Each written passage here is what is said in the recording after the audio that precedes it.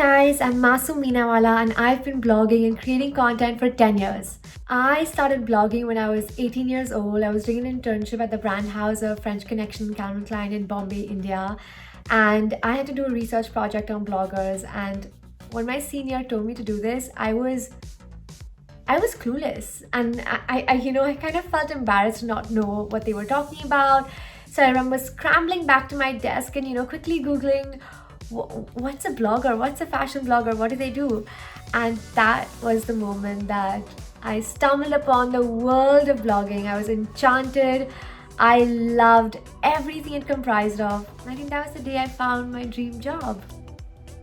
So I literally went back home and decided to start a blog. I stayed up all night. I learned how to code, set up my own little domain and blog, and sat with my parents brainstorming for a name. And yeah, the blog was born. I think from the get-go of it, I was enamored by the phenomenon of blogging. The whole idea of being able to share your fashion opinions, ideas, inspirations, thoughts with the world. Like, you could post your outfit from one corner of the world and anyone, anywhere could see it, comment on it, be inspired from it. It was exciting. It was a whole new chapter of fashion for me. I loved the idea of being able to share your fashion with the world. It's just so exciting. There were so many challenges and limitations that I faced because I was one of the first few ones to kickstart the blogging industry, alongside some incredible peers, of course. And I think the first problem that I faced was acceptance. Because this industry was so new and in such a nascent stage, people didn't quite understand what I was doing and what I was trying to achieve through what I was doing. And the biggest problem was always acceptance. People weren't ready to accept that this could be a job. Posting your outfits on the internet, posing in different sartorial choices could actually be a full-time profession. Until one day I just decided to not look for acceptance anymore. I felt like if I loved it enough and if I could accept myself, that was it for me. Another limitation I'd say is that I didn't have anyone to look up to. There were no mentors, there were no guides, because being one of the first runners meant that you just had to figure out everything yourself, which then again also has its benefits. But yeah, I wish there was more guidance. I wish there was someone I could run to with my million questions. And third, I would say, is opportunity. Once again, because blogging was in such a nascent stage, brands didn't quite understand the possibilities, the impact that blogging could create, and they were obviously very hesitant to trust this new category of advertising and marketing. So it took some time for them to get comfortable with us, to be able to trust us to create content for them, to be able to trust us to market their product. And that was definitely tough, especially when it's your full-time job and you're relying on it, for monetary gains as well. You need people to believe in your art. I have always been interested in fashion. I was definitely not very active towards it. I was a little bit of a tomboy in school, but I've always been inclined towards it because my entire family has been.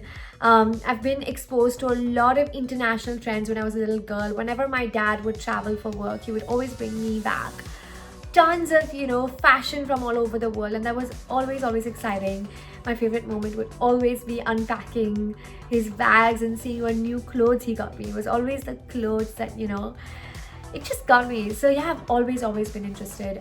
I think it's an art form. It's a way of expressing yourself. That's the way I've always looked at it. It's a great way of being able to project your personality to the rest of the world. So yeah. Well, the first year was extremely challenging. Even though I spend a lot of time in India and Europe, I try my best to split my time. It was still very taxing, complicated. There were so many misunderstandings in terms of where is this girl based? Like, does she live in India? Does she live in Europe?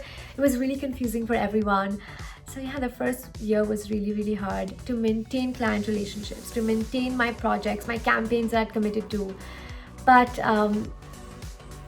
I think I was very, very optimistic about it. I knew I was going to figure it out no matter what, and I did. I think with time, it's gotten much easier, and I think I just decided to work hard enough that I would be indispensable to the Indian fashion industry. And then, long distance is only as hard as you make it. So yeah, me and my Indian brands, we make long distance work really, really well. I also have a great, great team that I'm very grateful for, who is great at being the mediator between me being in Europe and my clients being in India. So they do a great job at coordinating everything. And I think it's also very interesting because being here gives me the opportunity to portray Indian fashion through a more global lens. I'm able to capture content in a landscape that no one else is doing it. It's definitely a strength and a differentiating factor, which overall really helps the business. I actually have 3 bars when it comes to creating my content. And the 3 bars are: 1 is my content needs to be helpful, 2 is it needs to be inspiring, and 3 is it needs to be in line with my aesthetics. The third one is obviously very personal and it's very perspective based, but with the first 2 is what I kind of target it with. As much as I try to be relatable, I prefer to be more helpful and relatable because, I do find myself to be evolving as a person, and I feel like every couple of years I find myself in a new phase of life where even just as a human being I have evolved myself. What happens is that my audience is also consistently growing, and because I've been blogging for 10 long years, I've changed so much as a person every couple of years. It happens to all of us. I versus kind of trying to be relatable, I just try to be myself and try to actually contribute to someone else's world of fashion and be able and try to impact that journey in a positive way. I'd say the highlight of my career has been my Support Indian Designers campaign. It's something that I started just a few months ago, and if you look up the hashtag on Instagram, it has over 100,000 posts.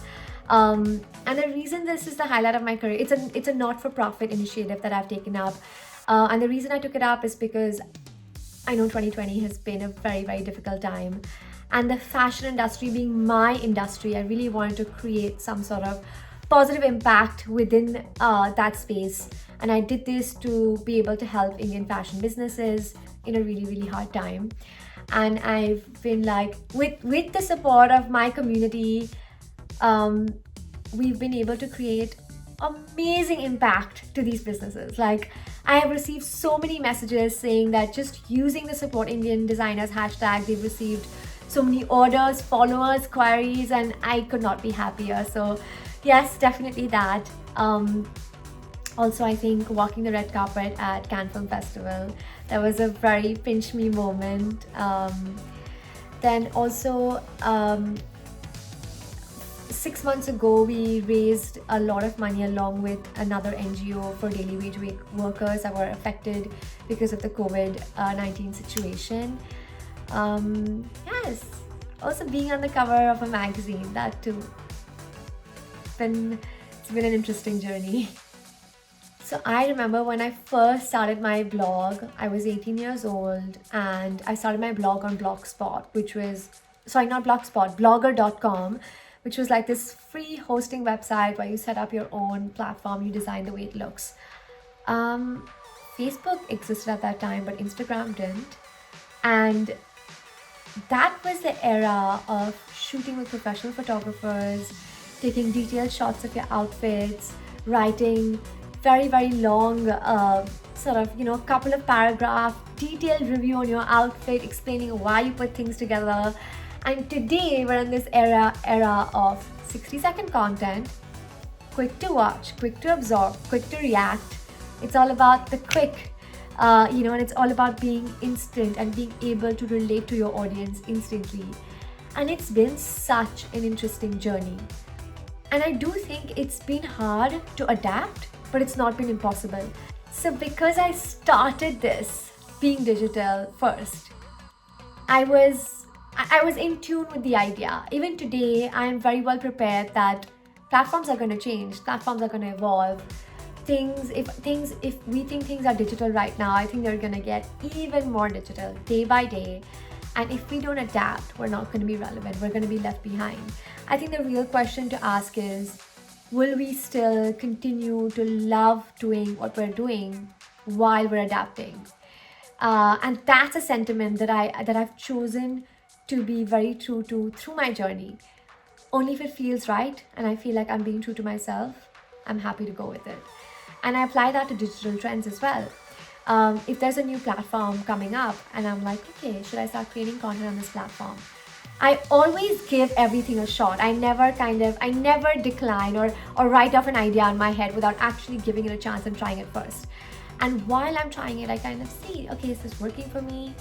Is this in line with my personal aesthetics? And if it is, then I kind of go all in. So I would say the best way to stay relevant is firstly to recognize digital trends. That's the most important thing. The second is to be confident and brave enough to experiment with digital trends. Don't write them off before you've actually given it a try. And 3 is realizing whether that trend are you being true to yourself while you practice it or not. Thank you so much for having me.